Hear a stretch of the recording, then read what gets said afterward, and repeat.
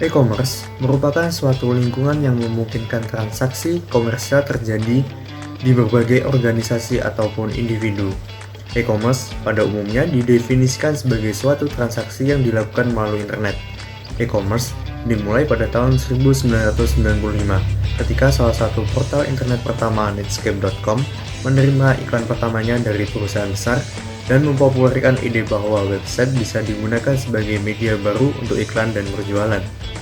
E-commerce belakangan ini mengacu pada penggunaan internet pada website untuk menjalankan transaksi bisnis.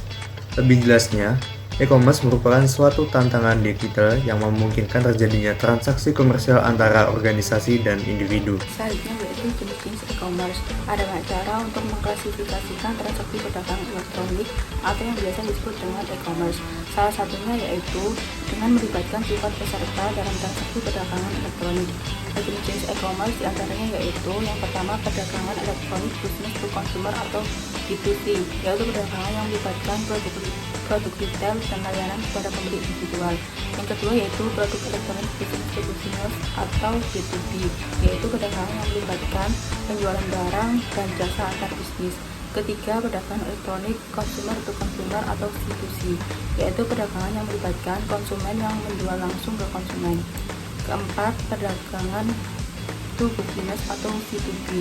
Dalam kategori ini, perseorangan yang menjual produk atau layanan ke organisasi dan perseorangan yang mencari penjual berinteraksi dengan mereka dan menyepakati suatu transaksi. Kelima, dalam business e-commerce. Dewasa ini makin banyak lembaga bisnis seperti lembaga akademis, organisasi keagamaan, organisasi sosial dan lembaga pemerintahan yang menggunakan berbagai tipe e-commerce untuk mengurangi biaya atau untuk meningkatkan operasi dan layanan publik.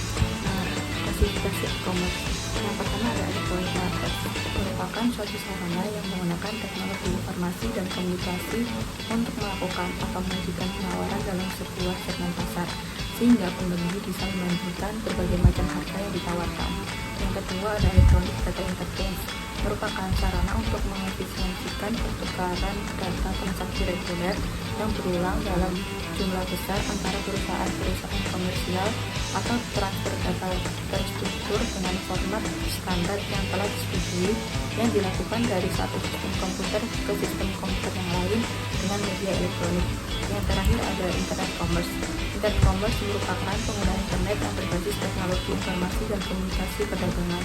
Keuntungan dalam menggunakan internet commerce yaitu beberapa produk tertentu lebih sesuai ditawarkan melalui internet karena harga lebih murah, mengingat membuat situs di internet lebih murah biayanya dibandingkan dengan membuka toko retail di berbagai tempat.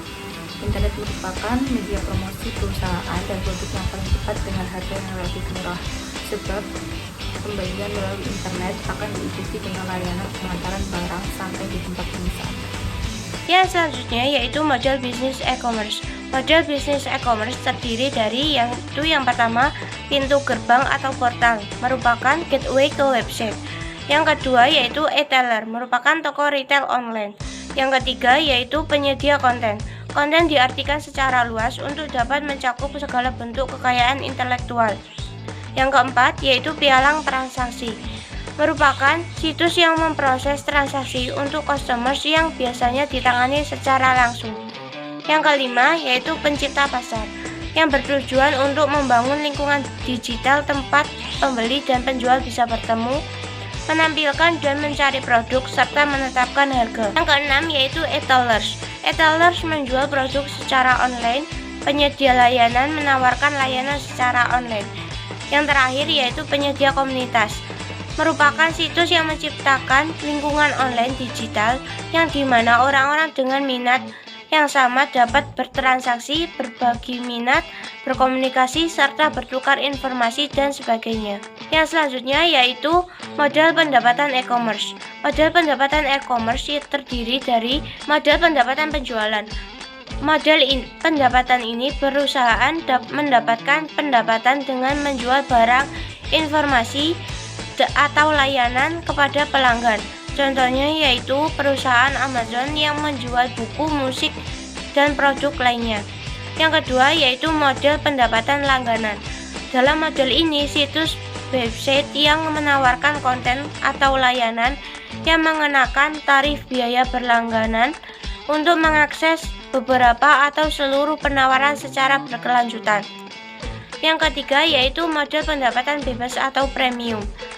Dalam model pendapatan bebas ini, perusahaan memberikan penawaran layanan dasar secara gratis, sembari mengenakan biaya untuk program premium sebagai fitur khusus. Yang keempat yaitu model pendapatan VV. Dalam model pendapatan VV, perusahaan menerima biaya untuk mengaktifkan atau melaksanakan transaksi. Yang kelima yaitu model pendapatan afiliasi. Dalam model pendapatan afiliasi, situs web atau disebut situs web afiliasi mengirim pengunjung ke situs web lain dengan imbalan biaya rujukan atau persentase pendapatan dari penjualan yang dihasilkan. Pembahasan selanjutnya yakni digital markets and digital goods. Digital markets atau biasa yang disebut dengan pasar digital. Pasar digital merupakan usaha untuk melakukan pemasaran suatu produk melalui media internet. Tujuan dari pasar digital itu sendiri ialah untuk menjangkau calon pembeli secara cepat dan tepat waktu. Pasar digital bersifat fleksibel dan efisien. Hal ini dikarenakan karena mereka beroperasi dengan biaya pencarian dan transaksi yang sangat kecil, biaya menu yang lebih rendah, diskriminasi harga dan kemampuan untuk mengubah harga secara dinamis dan disesuaikan dengan kondisi pasar. Selanjutnya yakni digital goods. Pasar digital internet telah memperluas penjualan barang-barang digital.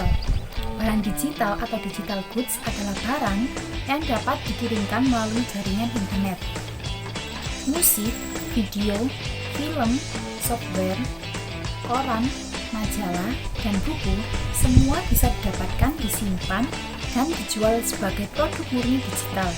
Dahulu sebagian besar produk ini dijual dalam bentuk fisik, misalnya CD, DVD, buku hard copy.